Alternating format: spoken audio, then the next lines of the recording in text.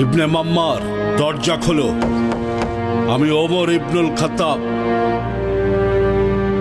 ভেতরে আসুন ওমর, আপনি বাইরে কেন? শোনো জামিল, তোমাকে জানাতে এসেছি আমি আল্লাহ ওনার রাসূলের উপর ঈমান এনেছি।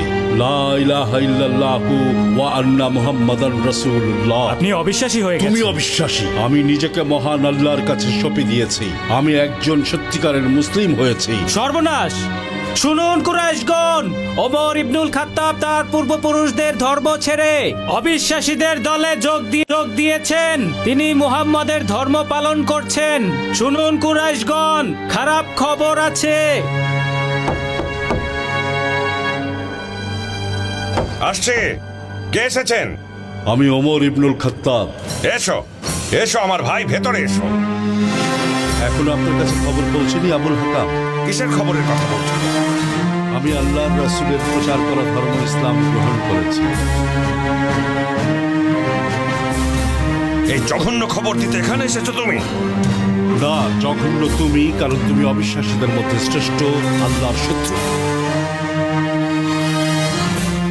মোহাম্মদ তোমাকে জাদু করেছে, জাদু করেছে তোমাকে মোহাম্মদ। তিনি আমাদেরকে সত্যের পথ দেখিয়েছেন, কিন্তু এখনো তুমি মিথ্যার জগতেই পড়ে আছো। মোহাম্মদ তোমার মাথা নষ্ট করে দিয়েছে, জাদু করেছে। ইয়াহ!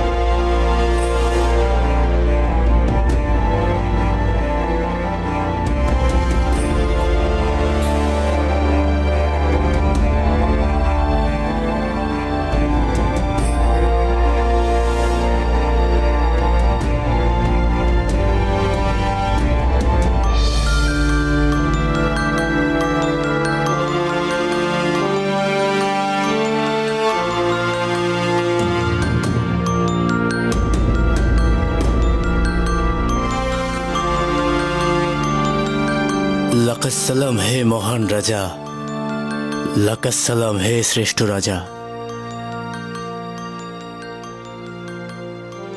স্বাগতম, স্বাগতম আমার বন্ধু আমর ইবনে আস।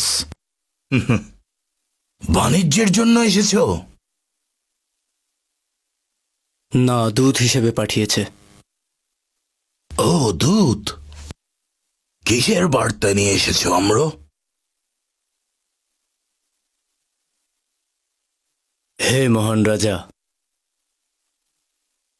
আমাদের ভূমির কিছু নির্বোধ মানুষেরা আপনার ভূমিতে আশ্রয় নিয়েছে, যারা পূর্বপুরুষদের ধর্মকে অস্বীকার করেছে। তারা আপনার ধর্ম গ্রহণ করলেও আমরা কিছুই বলতাম না।